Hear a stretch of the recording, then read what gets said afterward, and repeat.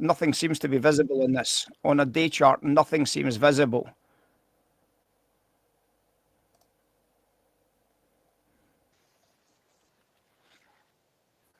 But if you look at it from a okay, so if I was to look at the Prem on a day chart, this is the S&P minus the SPX. If I look at it on a day chart, obviously it's only really valid from 2:30 London time, right? So from 2:30 London time, this Prem is valid, okay?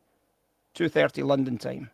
So obviously the Prem is valid from the bottom of this to the end of this area here. Do you see that? This is an hourly chart.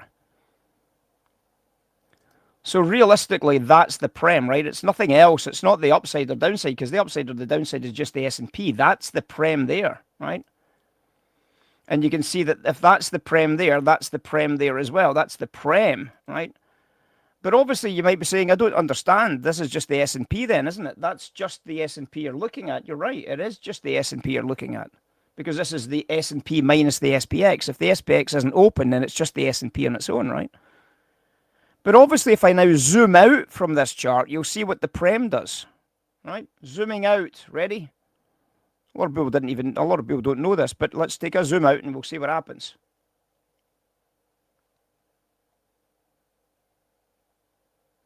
You see what happens to the Prem? It drops to zero, doesn't it?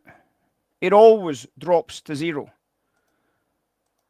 Because obviously what's happening here is you've got your futures contract, and then the futures contract becomes the cash market, doesn't it? Right here. Yeah. And if you go back to the previous month, the futures contract is here. And it's the zero price again, isn't it? It drops to zero just in here for the cash market. So the future becomes the cash market, doesn't it? The future always becomes the cash market. So the Prem always drops from the futures contract start to the futures contract expiry. Everything in between is, of course, just the S&P itself. So when you see this, you can see that you're trading this basic idea. So obviously, if you look at it just now, you'll see that the Prem has to drop to zero, right? It has to drop to zero.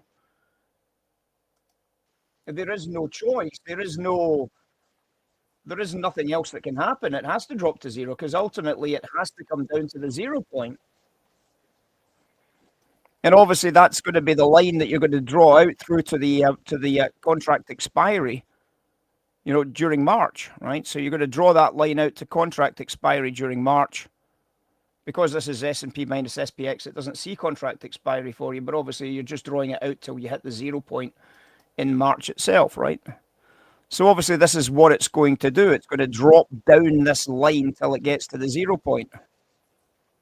Does that make sense? And remember, this is the S&P minus the SPX, the Prem.